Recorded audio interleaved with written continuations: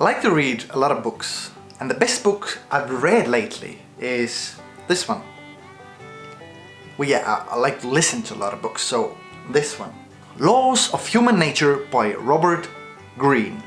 The guy who wrote the controversial book called 47 Laws of Power, for any of you that know that. I did make a small book recommendation video a while ago, but this one I will go a bit crazy with. Why? Well, because I think that this book is the one that everyone should read and study. And yes, I said study, because I think that some of the books we should not simply read and then forget, but to study and put into practice. That's why I will definitely be getting this book in paperback form and then putting it somewhere of easy access to remind myself. To remind myself of what, you ask? How humans work. How this world works. So if you want to know why humans do these humanly things, then please hit that subscribe button ASAP. I will be making a series of videos summarizing the different laws of human nature. And I will not only be discussing the main idea behind the law, but I will be also talking about my own life experiences and what I've learned from it and what you can learn from it to make more sense of life. Come on, everybody wants to make more sense of life, right? If you do, hit that like button, and if you don't, hit that dislike button. Oh, and before we begin, I have to say that there are 18 different laws in this book. Here's a nice picture I found in readinggraphics.com that nicely summarizes them. I won't be covering them all.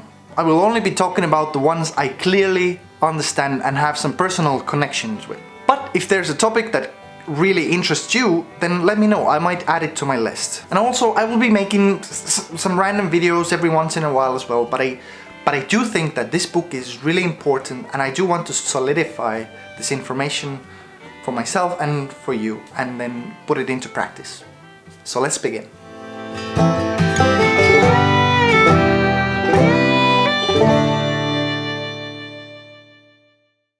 Now, I don't know if I will be talking about the laws in the order they are presented in the books, because I will probably be following my own emotional states at the time while making these videos, but the first one will be the first one. So, the law of irrationality and how we have to master our emotional self. The structure in the book goes like this. The first, the author tells the story of a real-life historical event or story in general to emphasize or really show how the law plays out. In this first case, it was ancient Greece and its old, wise politician, philosopher Pericles, who had built the golden age of the empire with his wisdom and patience and rationality. But then the young, foolish youngsters, young people whose blood was boiling, emotions are boiling, they wanted war, they wanted to conquer, they wanted to have riches and fame and honor.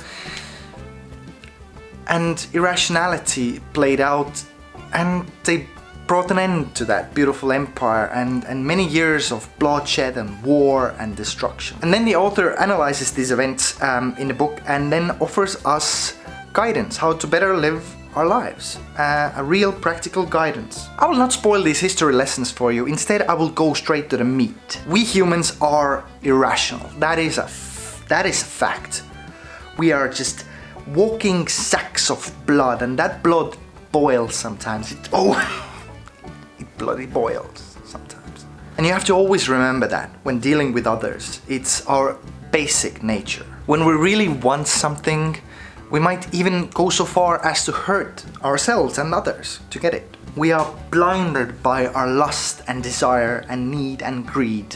Logic, rationality, patience, bigger picture goes out the window most of the time. When driving a car and somebody overtakes us, we might go into this blind, furious, suffocating, anonymous road rage, and that might cause even a bigger accident. Calm, clear thinking. When a friend says that the TV series that you recommended to him was not particularly good, thus not validating your tastes, you feel bad because you connected with the TV series and it meant something to you. And your friend just rejects it. I mean, how dare he? But now you feel a bit irrational and reject his recommendations for you. My latest example is pre-ordering a broken game called Cyberpunk 2077. Maybe you've seen my hype videos. No pre-orders has always been my mantra forever. Always wait patiently until the product comes out, then see multiple reviews from widely different sources, then let them fix the game and maybe add some free stuff in it, and then purchase it with a nice discount. You know, sound proper plan. But no, I just had to have it knowing full well that it might just be sitting there, broken, doing nothing, like it is now. I acted out of need for instant satisfaction, and this is the result. And I know this is a really insignificant life event. But look at humans in general in the world. Look at politics. One side thinking that they have all the answers. They are better than the other side just because they feel emotionally connected to some arbitrary values. Values that change all the time. Yet we want to attack others who don't share our ever-changing beliefs. Or religion, where people think that their imaginary friend is so much more powerful than someone else's imaginary friend. When have you behaved irrationally? Do you, for example, go for a crazy shopping spree when there are big discounts and then buy a lot of stuff that you will never use? They want stuff, what am I gonna do? Or do you try to finish a big meal in a restaurant although you're very full already, but just because you already paid so much money for it? Let me know.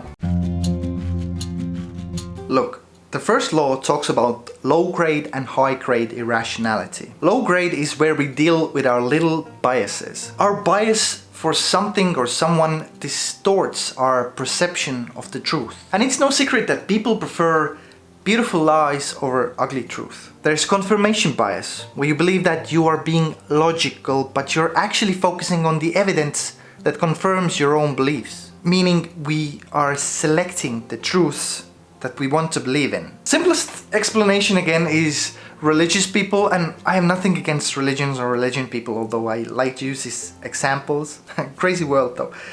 But the simplest example is religious people who see some unexplainable event in the world and they immediately confirm their own beliefs that it was the work of Jesus. I don't know if you notice, some people might believe that left-handed people are more talented, and so if you meet a talented people and you find out that he's left-handed, you might confirm that as being true to the belief that left-handed people are more talented. Yet it's absolutely just a coincidence. Then there are other biases, like conviction bias, where you defend your views just because otherwise you would doubt it yourself. I once had a friend who worked so hard to prove to me and himself that the Bible is actually 100% factual.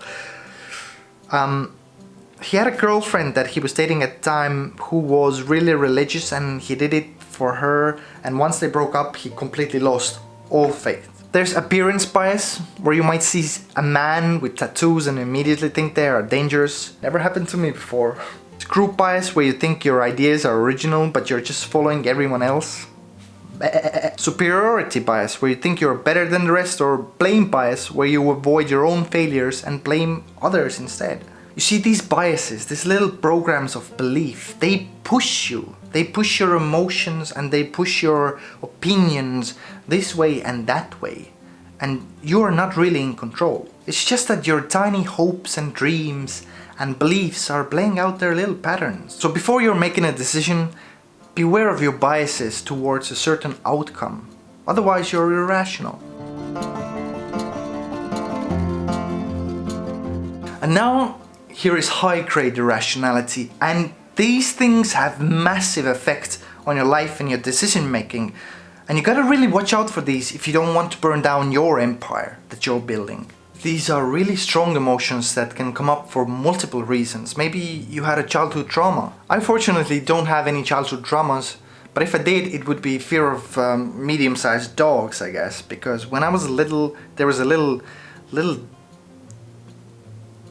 angry bastard living on our streets, and he beat me 3 times, and he once even ate the glove that my grandmother made me.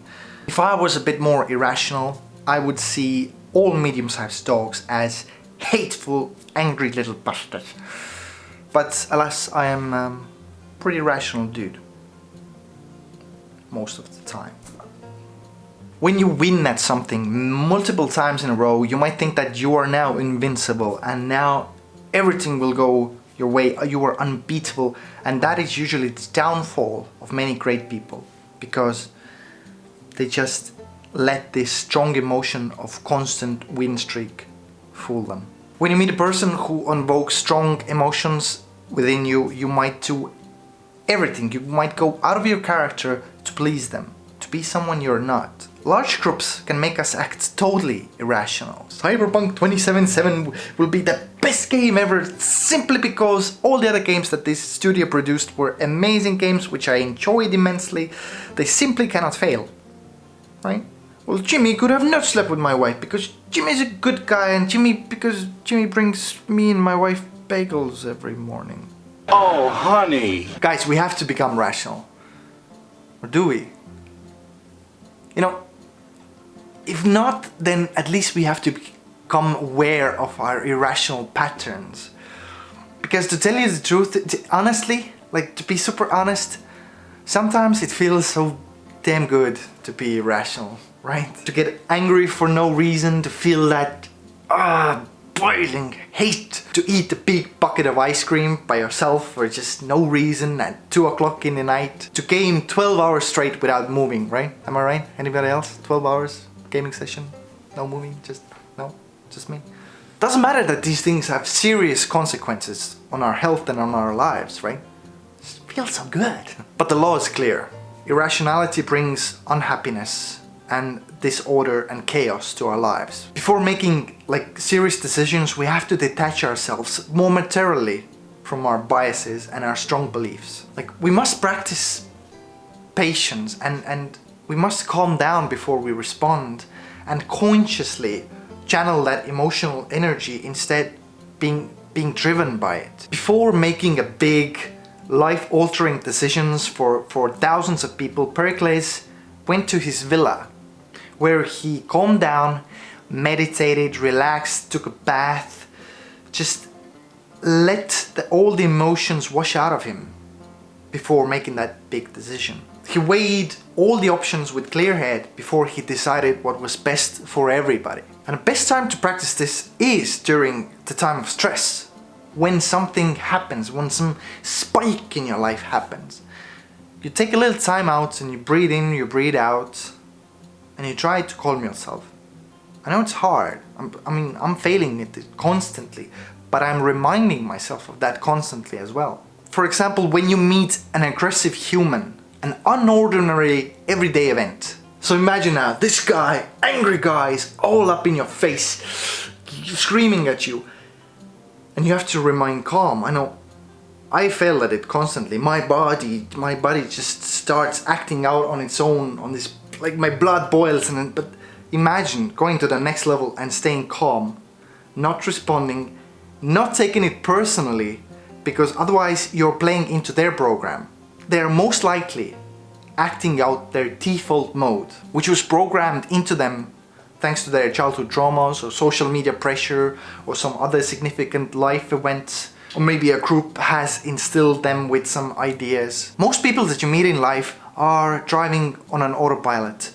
They have no control over their actions. They are driven by their little programs, which are their beliefs and their biases and their previous life events that have left a mark in them. So you cannot take them personally.